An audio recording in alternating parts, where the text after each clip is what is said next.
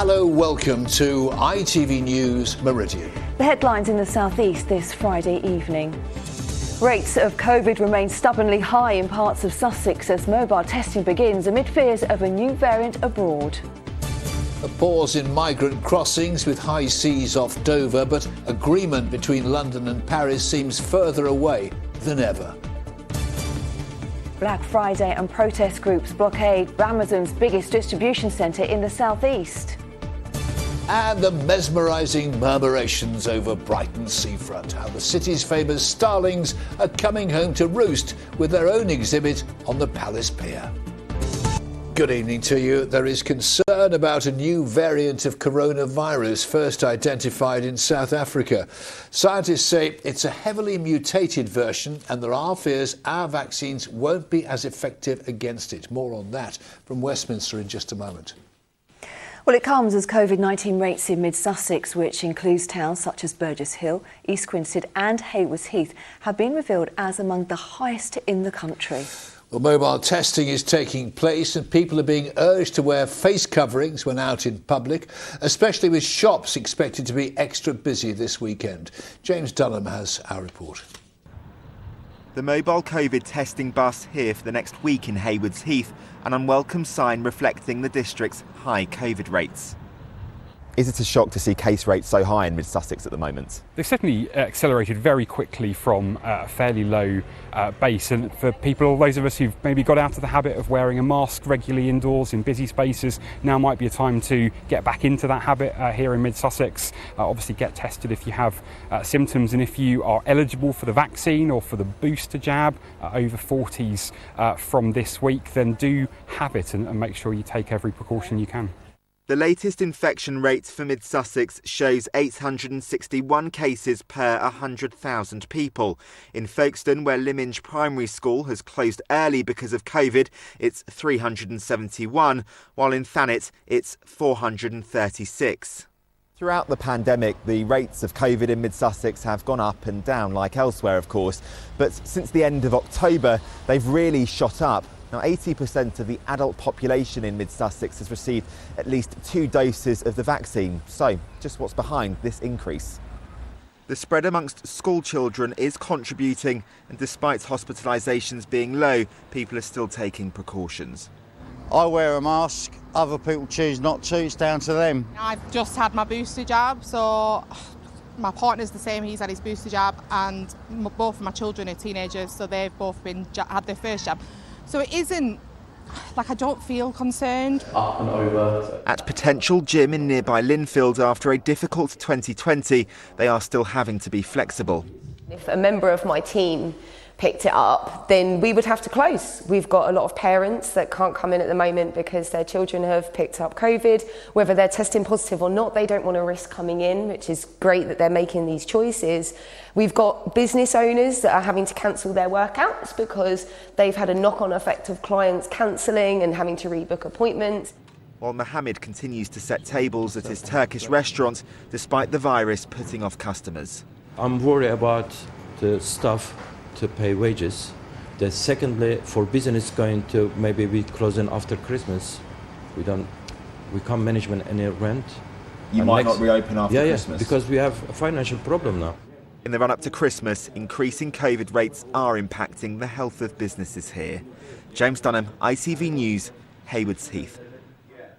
Well, our political correspondent Phil Hornby has more on that new variant.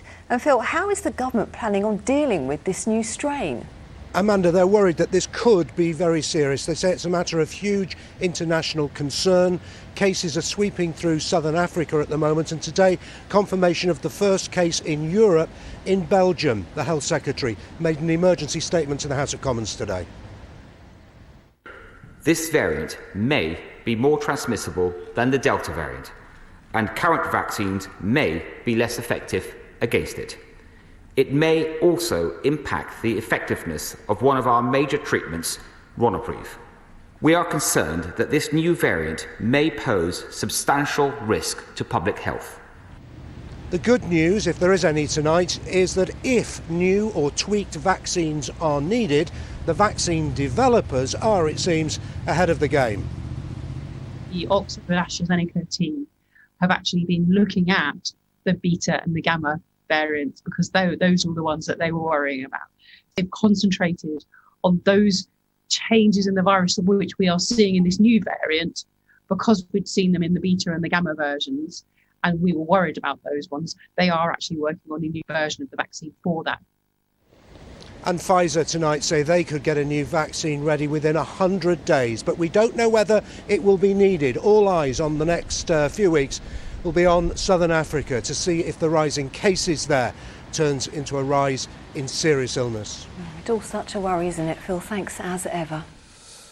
Well, the number of migrant crossings from France to the UK was significantly down today, but it wasn't a new spirit of cooperation between London and Paris preventing the journeys. It was the weather, a cold northerly and rough seas. Indeed, any sign of a call between Boris Johnson and the French president seems further away than ever.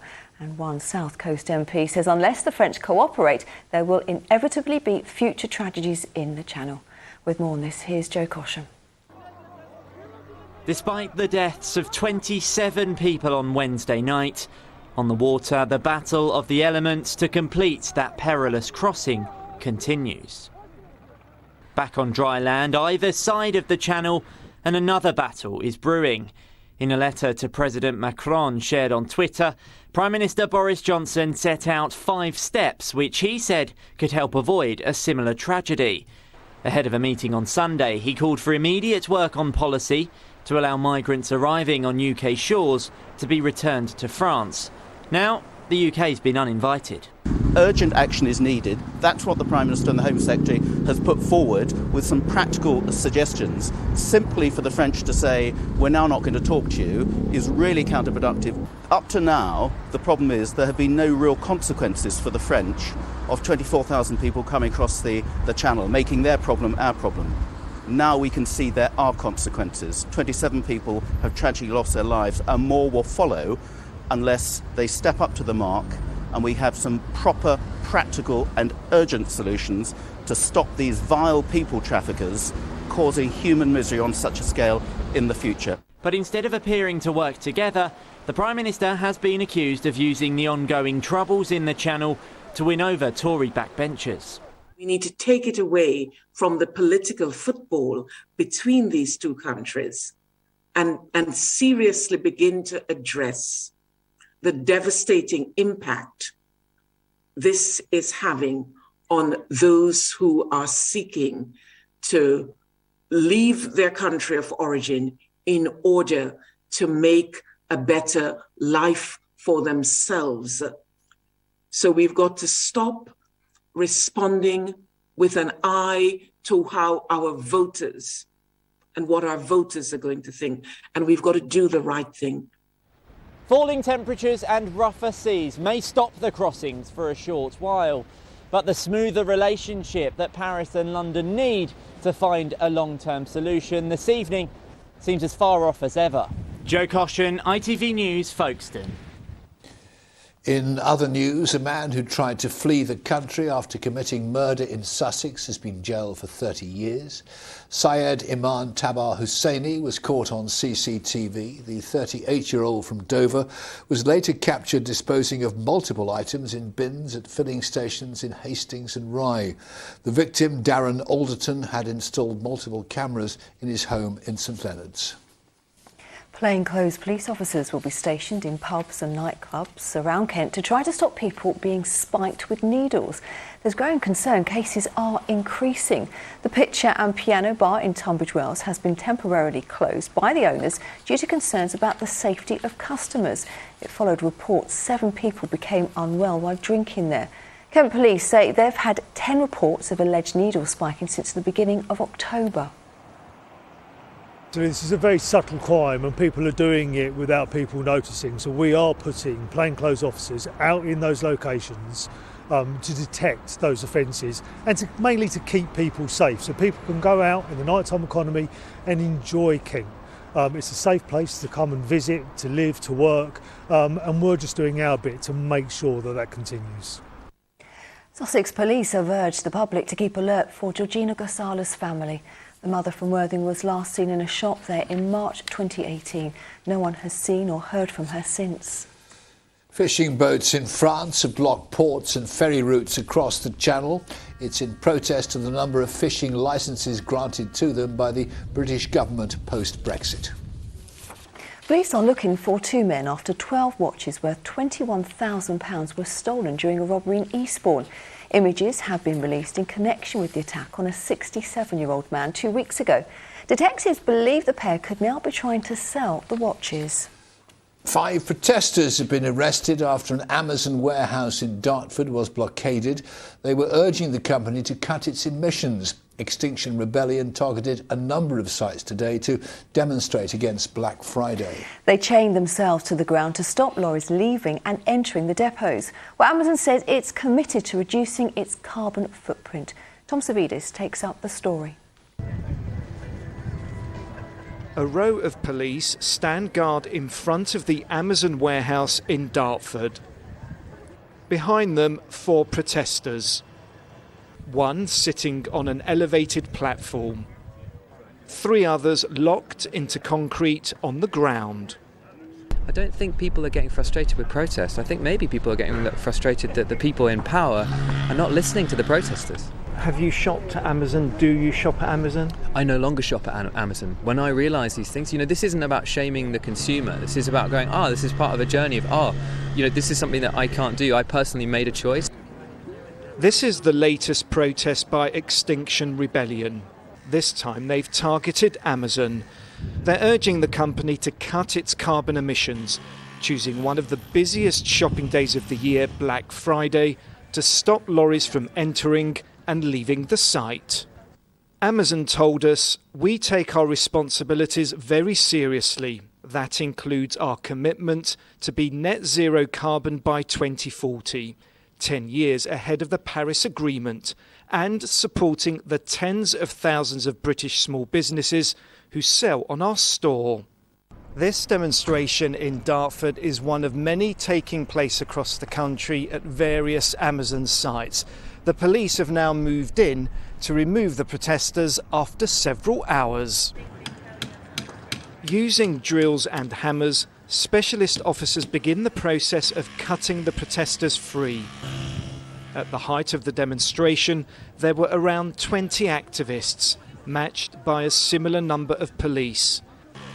With climate change high on the political agenda, groups like Extinction Rebellion say they will continue this type of blocking campaign. Tom Savidis, ITV News, Dartford. Now, whether we liked it or not, in the last 18 months, we all worked out what we could buy online when the shops were shut in lockdown. Well, independent traders who struggled during the pandemic are hoping for a boost this Black Friday as a campaign to convince us to shop local gets off the ground. Tony Green found out more.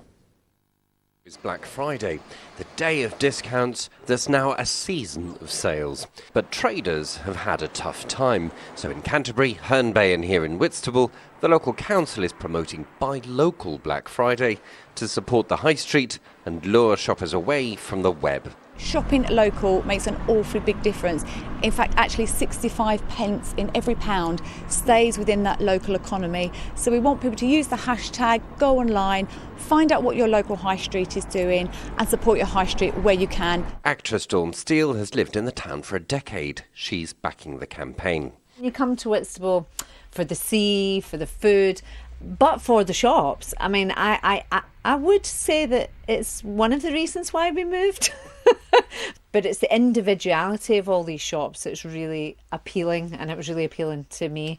We all buy off Amazon. I mean, I do sometimes. But I try as much as I can to buy local because it's my town. But after months of some things only being available online, will shopping habits help? Online, I don't really do online shopping, but I love meeting people and shopping at your local shops. I only live in Harbour Street, in the middle of the shop, so yeah, I definitely support all the local shops. You have to try and support your independent shops because most of the big business is taking away the little business, so people tend to shop big. Amazon is quite good because you can order it today and get it tomorrow, so that's pretty good really, rather than coming and having a look at local shops. You know, if you come to a local store, obviously you're going to get that independent help, but also you know that the money that you spend in this store stays in this community, which is really important because I'll then go and shop in the other local stores. So it keeps it all together. It doesn't go off to some offshore account or whatever. You know, it stays within the community, and these communities are vital. By backing local shops and buying local, traders hope this Black Friday won't be so bleak. Tony Green, ITV News, Whitstable. Right, well, let's speak now to Nicholas Plum, who's campaigning for high streets with the Power to Change organisation. Nicholas, isn't the sad truth, and I'm not being too pessimistic, hopefully, that for so many high streets the game is now up? Well, I think that's absolutely right, that the game with retail at the heart of high streets really isn't working at the moment. So the high street has been in decline for decades. I think that's really clear to see. And that's only been accelerated by the pandemic. We are beginning to see some signs of recovery across the country, but I really don't think they'll achieve a full recovery in the coming years. Vacancy rates are at the highest on record, and online shopping has increased further still over the course of the pandemic. So then how do high streets bounce back from this combination, as you say, of both online shopping and the pandemic? What's the solution? So I think we're seeing a real importance being placed on experience. People want something that draws them into the high street beyond just shopping. So a destination space that's exciting, that draws them into the town centre for reasons other than retail. Things like cultural and event space, the nighttime economy, and even public services. Now, we saw that campaign in Whitstable there, and I presume you're encouraging other places to do the similar thing to get people back to the high street. So I think the example in Whitstable is a really encouraging one and really imaginative. I think that high streets will have to be recalibrated slightly, so there's less over-reliance on retail as we currently see at the moment. But with those things in place, I think that we really can reimagine the high street for the 21st century. Let's hope so. Nicholas Plum, great to talk to you. Thanks very much indeed. Now the ITV Evening News continues with the national and international news at 6:30. For more now, let's head to London and Charlene White. Coming up, international concern about the new COVID variants that scientists fear could evade the vaccine. Britain stopped flights from several southern African countries, while a case has now been confirmed in Belgium. A 12-year-old girl is killed in Liverpool city centre. 4 teenage boys are under arrest. Cricket's promise to improve as it publishes a 12-point plan to tackle racism. And shoppers try to beat the inflation surge with a Black Friday spree before Christmas. Join us from 6:30. Now, over the years, Brighton's starlings have become almost as famous as their seagulls, swirling around the city in giant formations. Yes, thousands flock to see their mesmerising murmurations each year, and now a dedicated observation post has been placed on the Palace Pier to help study them in the winter months. It even comes complete with a camera underneath the boardwalk to watch them roosting, as Andy Dickinson will tell us.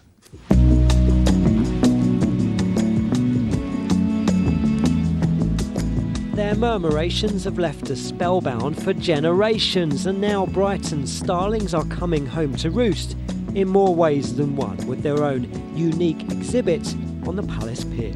We've always sort of treated them as our starlings, and it was only during the lockdown period, when obviously there were no humans around, that we began to really watch them. It's a hugely interesting story, and also a lesson for us all about how we humans are affecting the natural world. Well, it's just gone 4 o'clock, the sun is setting and the birds are beginning to flock. At the height last year, around 5,000 were recorded in these murmurations. Around 20 years ago, that was around 50,000.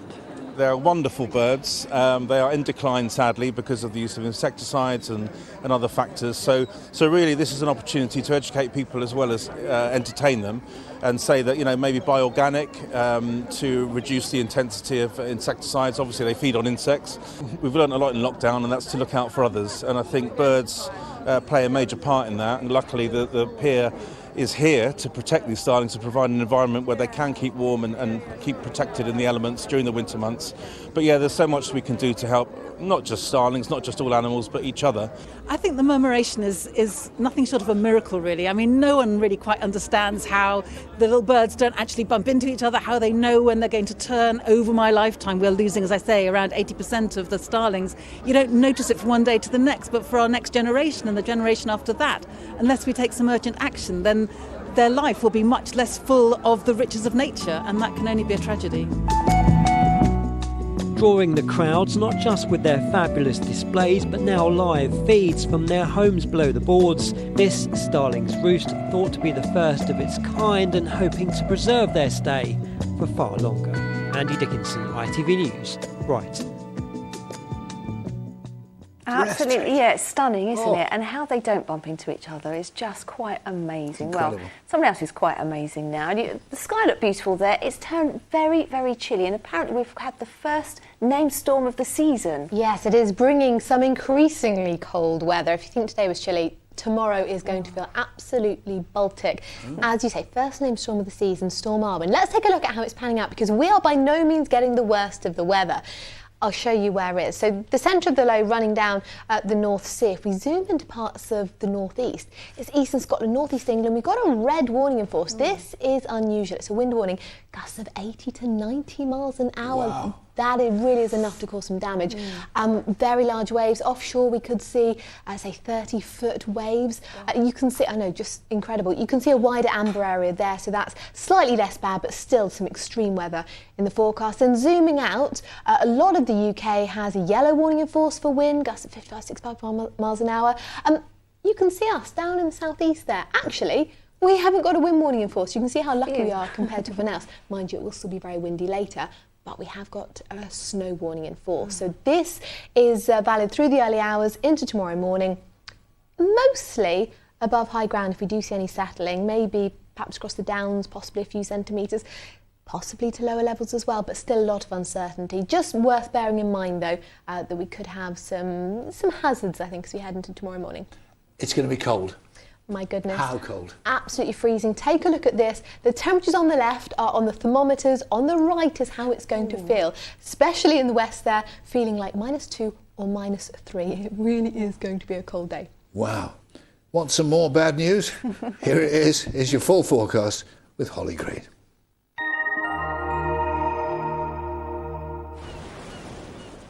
Feels like home, whatever the weather.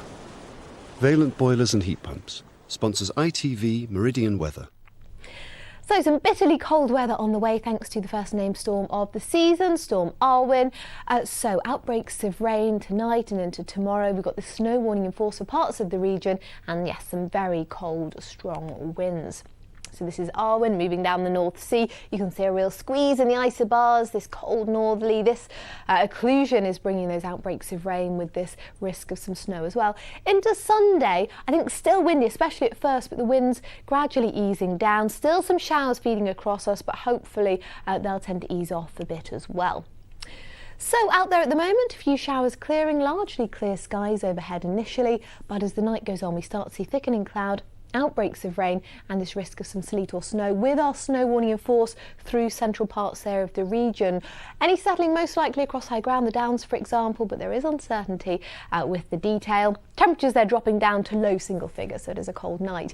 Into tomorrow then, as I say, some places you might wake up with a bit of snow on the ground. Many of us probably won't.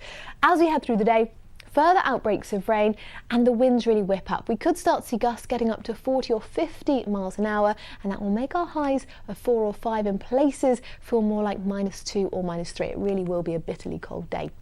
Our high tide times, you've got Margate at 4:18 and again at 5:06. Into Sunday, still some showers around, and again they could have a little bit of a wintry flavour to them, but I think some brightness coming through as well, especially the further west you are. As we head into Monday, still a cold day, but turning milder after that. Valent sponsors ITV Meridian Weather.